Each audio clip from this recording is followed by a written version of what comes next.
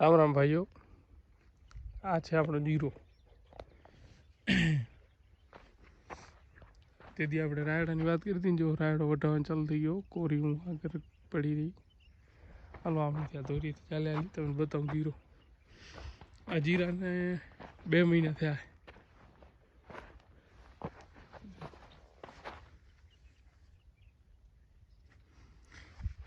હાલ પણ હવે લાગવા મંડી ગયો છે.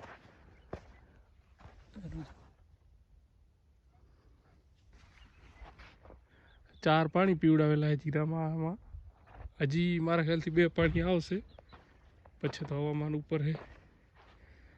4 દિવસથી આ તો ફૂલ ઠાર જ પડે હવામાનમાં. તો 3.5 એકર જેવી અમે જીરો છે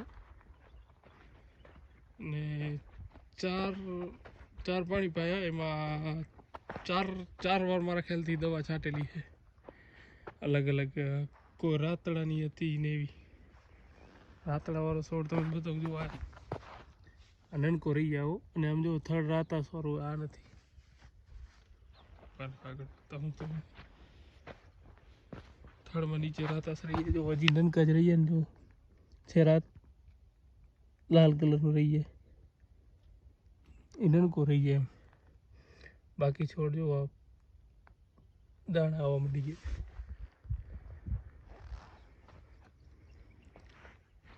જીરો છાંટેલો હતો એના કારણે નનકા મોટા રહી ગયા. જો આ નનકા છે, અહીંયા આગળ આ મોટા છે.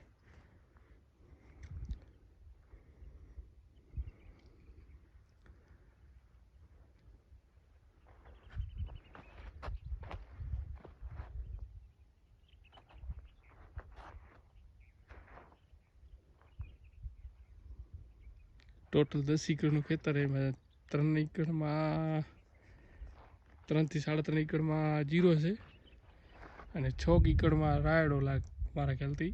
એકડકાનો આડો નીકળી જાય, કાંઈ છે નહીં એ ટાઈપનું. રાયડો અડધામ ઉગ્યો તો અડધામ નહોતો ઉગ્યો. મેં તમને બતાવ્યું આગળના બ્લોગમાં રાયડાવાળામાં.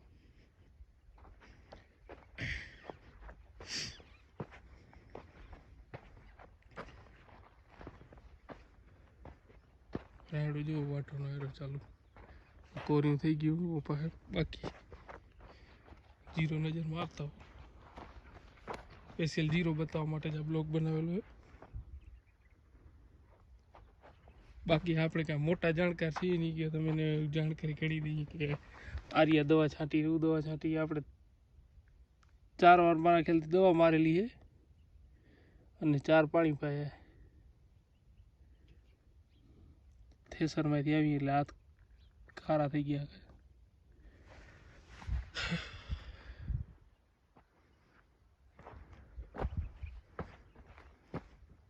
જો આ છે આપણો જીરો.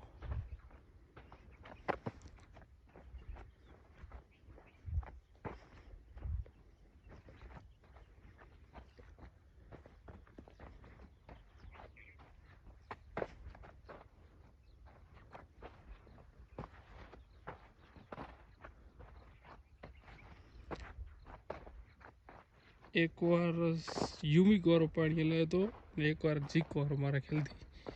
બાકી યુરિયા તો ભેગો હતો જ. હિતેશ એકલો જો આ ટસરો રાયડો.